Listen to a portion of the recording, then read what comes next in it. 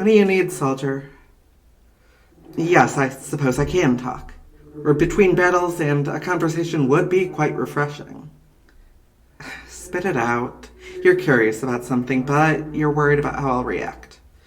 Is it about how I died? No one ever asks me about it, and I often wish someone would. It's not a happy memory, but my side of the story contains the only fragment of joy I ever had. Everyone seems to know the story of Icarus, but no one thinks to ask me about it. People would rather ask Mama. Daedala, didn't your child die long before you did? Daedala, do you think they were punished for their hubris? If only they knew. It wasn't hubris, it was love.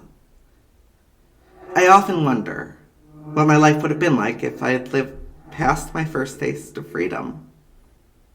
I spent my entire childhood locked in a small room with only my mother for company, and Mama spent most of her time trying to devise a way to get us out. She didn't talk to me much. I learned to make my own fun, tinkering with whatever scraps Mama would let me take. The sun was my only friend. The moon was passive and cold, but the sun gave us light and warmth, so I often wondered what it would be like to meet the one who drives it. The sun came back every day. Nothing else visited with such certainty, just the sun. Sometimes I dreamed of him. A man riding inside a chariot, his radiant beauty, leaving no doubts in my mind as to who he was. As I grew older, he appeared more frequently. By my 22nd year, it was a nightly occurrence. Just wait, my sweet Icarus, he often said.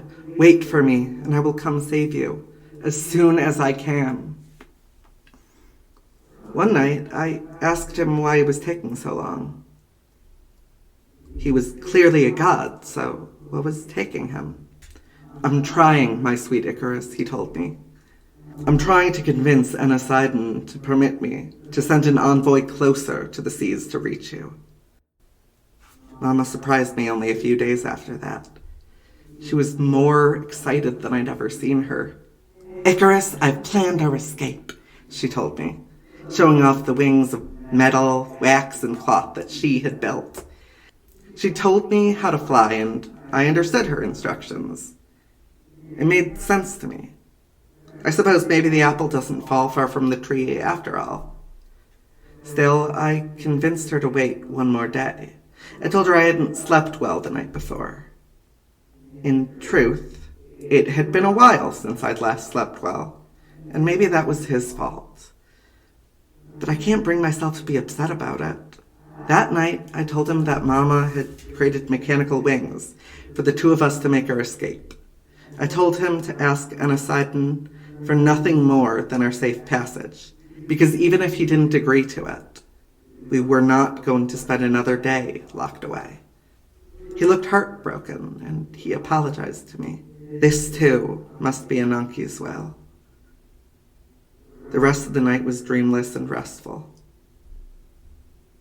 You know the story already, but you don't know how it felt. I had freedom for the first time in my entire life. And what freedom it was. I looked up and I saw him. He was inside his chariot, and it should have blinded me, but I think he was shielding me from that. I flew upward toward him. He flashed a smile, and it made me feel giddy. The sun god loved me. I could feel that, and I wanted to speak with him while I was awake. But he couldn't shield me from the heat. And the wax in the wings that held my feathers together melted as I flew closer. My flight began to stall, and I realized I wouldn't last long close to him. Still, I reached out in hopes that the sun god could save me. But his expression was somber, and I swear I saw tears roll down his cheeks. I looked down and saw that the sea was calm. My sun god must have convinced Anasidon to let me and Mama through, because she flew safely ahead. There was still a chance I could survive this. A small chance, but a chance nonetheless. I smiled at him, and I began to descend. It was too sharp an angle. I couldn't change my trajectory in time, not with so many feathers lost. I did manage to glide just above the water's surface, but my mother had given me 2 warnings. Don't fly too close to the sun, and don't fly too close to the sea. Seawater dampened the remaining feathers, and I realized I did not know how to fix this. I cried out for my mother, ignoring the salty brine of the seawater. Mama would know what to do. She had to. She was my only hope now. I caught a glimpse of Mama just before I became submerged beneath the surface of the ocean. She was flying so high above me, too distant to hear. Only then did I truly panic. I was going to die. I was going to die! As I sank into the sea, I saw a shining light glimmering through the water. The sun god was reaching for me, ignoring any quarrel he may have had with the sea god. I reached out and, well, you know how the story ends. I drowned. He failed to save me.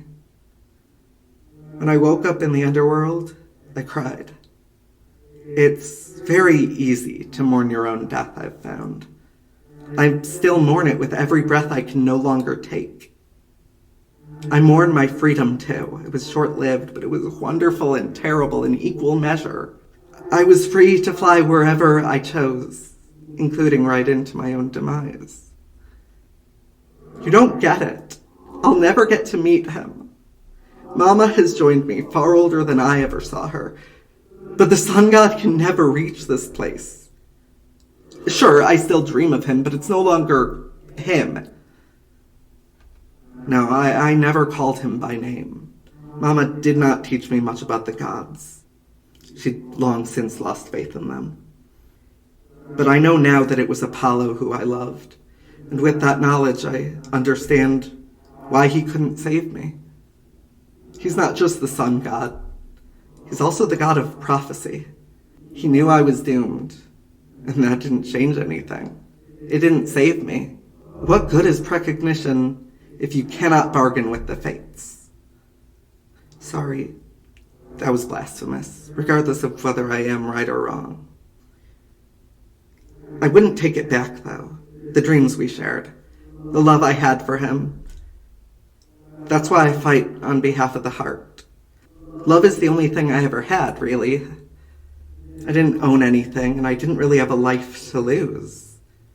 What I lost was my chance at love. Thank you for hearing me out. I know we aren't very close, and as the general of the Angels of Megara, I'm your superior, but I'm glad you asked me. I'm glad at least somebody knows my side of the story. And at least somebody knows not to blame Apollo. Yes, soldier, it felt good to get it off my chest. Now, why don't you go spend time with someone who knows levity? I have some very important brooding to do. Hi, Ginger Neutral here. Thanks for listening to my audio.